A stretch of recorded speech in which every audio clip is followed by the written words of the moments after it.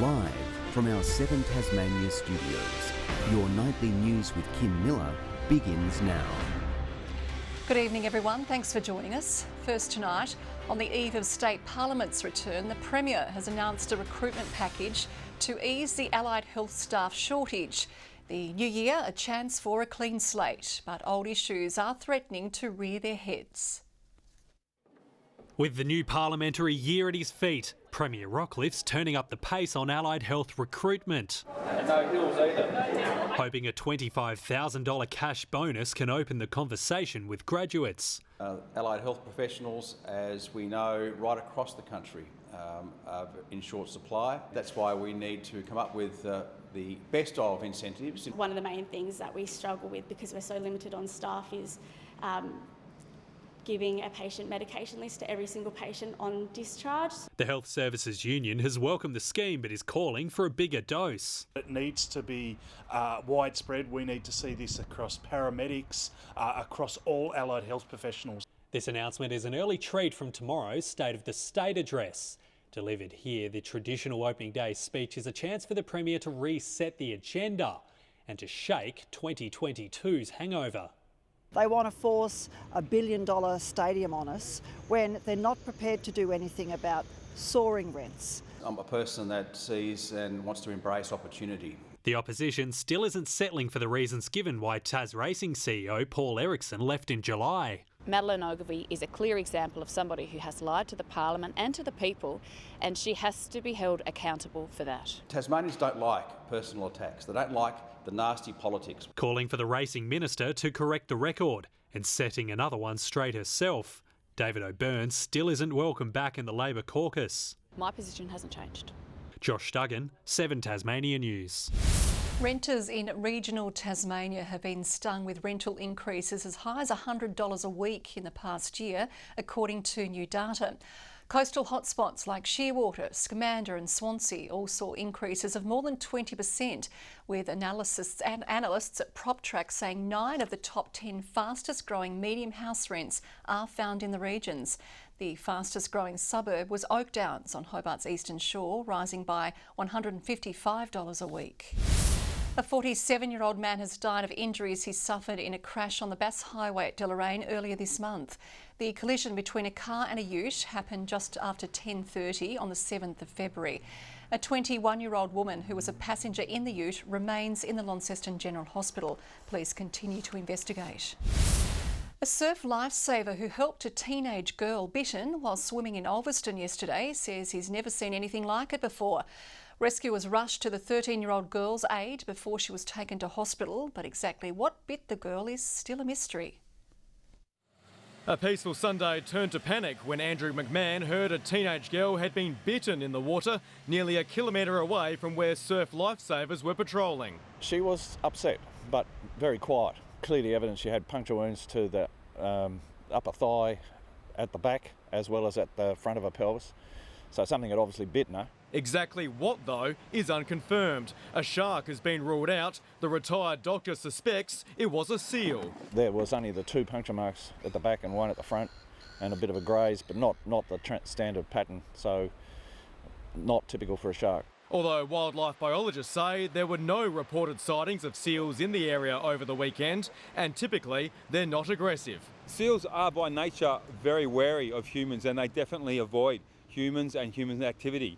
Having said that, they are a very inquisitive animal and will investigate things in their environment. Buttons Beach was closed for the rest of the day while the young victim was taken to hospital. She's now been discharged. Surf lifesavers are praising paramedics who helped the girl for 15 minutes on the beach until an ambulance arrived. But their advice for staying safe is simply to swim between the flags. It's very unusual here. I'm not aware of any actual shark attacks on this beach. There's been sharks sighted. The beach has now reopened with a reminder to be vigilant beyond the shore. Tom Johnson, 7 Tasmania News. The Coronial inquest has begun into the death of a teenage boy in a Newnham crash almost 2 years ago. Kane Leary died in hospital days after a motorbike ridden by the teenager collided with a Holden, Colorado ute. His 16-year-old pillion passenger suffered serious injuries. It's expected the inquest will be delayed while the court waits for more medical evidence. Tasmania's premier hockey complex will be renovated so it can still host international matches. The state government spending more than $1.2 million for groundworks and a new playing service at the Tasmanian Hockey Centre in Hobart to meet new world standards. Hockey Tasmania says without the investment, they faced losing lucrative hosting rights to major events. Events has changed our financial position. It's really important for us to continue to get events here in Tasmania. We know the economic benefits. To make sure that we secure more international hockey going forward, but like I said as well, to make sure that the underage championships and grassroots level are taken care of. The upgrades will be made later this year. The mental health pilot program is expanding. Head to Health opening a new purpose-built facility to support those in the north before offering services statewide later this year. Providing hope and heart, the Head to Health haven for northern Tasmanians is officially open.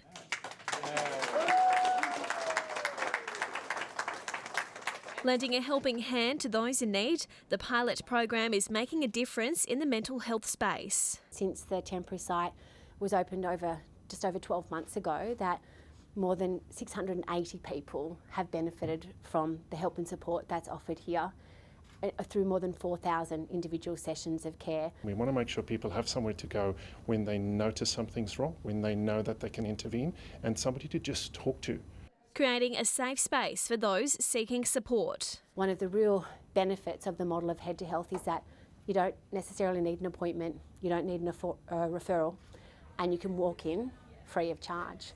An after-hours service will be made available in a month's time, hoping to alleviate demand on our emergency departments. Mental health doesn't keep office hours, and although we have to understand the impact that it has on our staff, we are here to serve the community. Someone will be able to walk in from 5 to 9 on weekdays and also across the weekend to be able to get the help and support that they need. I think we're definitely seeing a need for it in our community and have been for some time.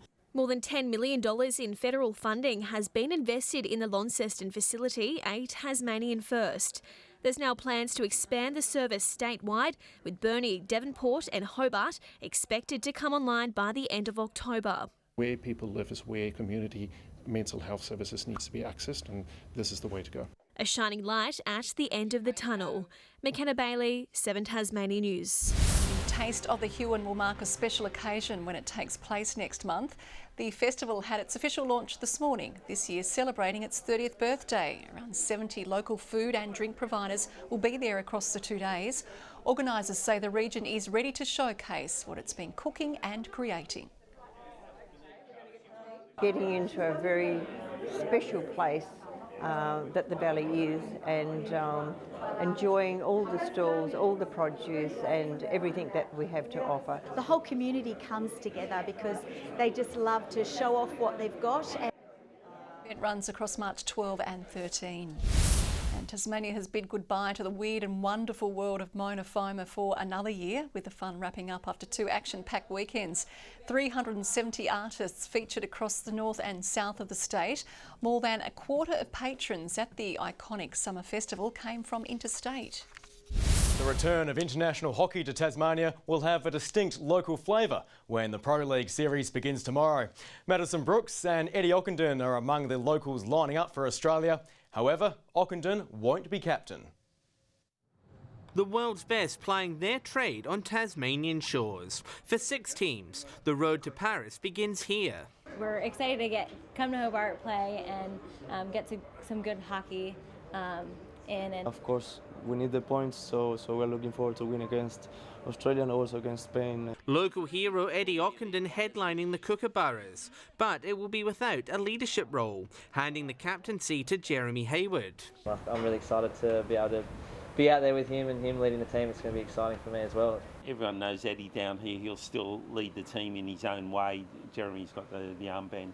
The lure of playing at home still motivating him. See all the people around that I grew up with, or have watched me grow up here basically as well. See everyone around is really great. Coming off a disappointing 4th at the World Cup, they face Spain, who they beat in the quarterfinals, and Argentina. 2 really good teams. It's going to be a challenge, the 4 matches here.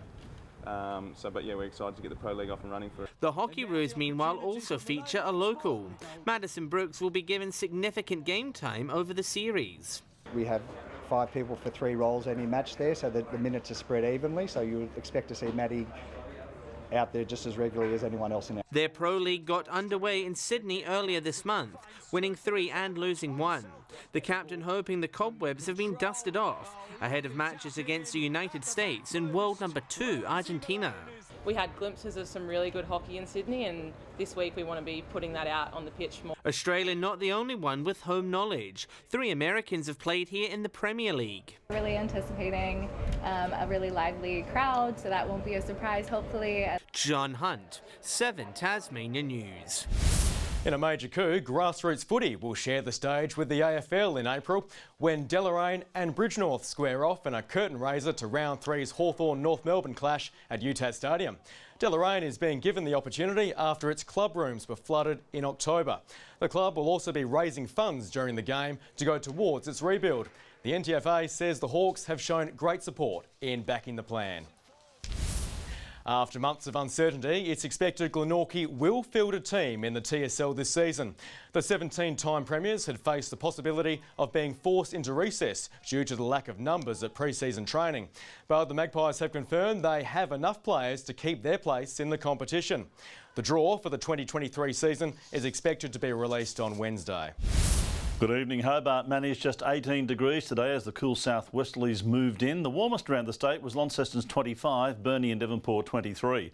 Smithton 24 today, Bushy Park and Low Head 22. Friendly Beaches registered 21. Strawn and the Bass Strait Islands 20. St Helens Grove and Lyalweenie 19.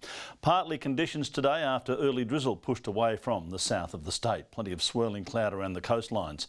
Low cloud sits over the Bight and through Bass Strait. Afternoon convective cloud developed over the middle of the country, with isolated thunderstorms there, a massive cloud over the far north. Tomorrow the high pressure weakens over Tasmania as a trough decays over Bass Strait. The next high is set to move our way as troughs remain over the mainland. Southerly winds again to start the day, tending northeasterly, and then a further change to be more southwest-northwesterly, but without much velocity. Tomorrow for Hobart, a top of 20 degrees and cloudy. Cloudy for Adventure Bay, 21 the maximum, 18 the chance of a shower for Tarraleah. Launceston showery and 20 degrees, 21 for Devonport, showers, Bridport the same, 21 degrees. Burnie tomorrow expecting a top of 20, Strawn a late shower and 19, Marrawar a top of 19 as well. And along the east coast tomorrow, St Helens a possible shower, 21 degrees, 20 the top for Swansea, cloudy for Whitemark on Flinders Island, 22 the maximum. UV still very high at 8. On Wednesday, showers contracting to the west and far south in the morning. Another shower for Strawn on Thursday, 19 for you, cloudy in Hobart, and a fine 25 in Launceston. Temperatures a little cool on Friday, but mostly fine weather on the cards. Sunny and 38 in Perth tomorrow, partly cloudy and 24 in Adelaide. A cool one for Melbourne, along with a shower there, a top of 19. A sunny 31 in Brisbane, and the heavy cloud cover brings showers to Cairns, Darwin and Broome. Partly cloudy in Hobart, 15 at the moment, 21 in Launceston, bit of cloud over Devonport and 20. Kim, after watching the bulletins on the weekend, I'm vowing to turn over a new leaf. I'm going to knuckle down and try to be as popular as Tom Johnson, but I don't think it's possible. Oh, you are, Murph, you are. Plus you've got longevity up this. Good night, Murph. And that is all your news for now. We'll have updates later. Thanks for joining us. Good night.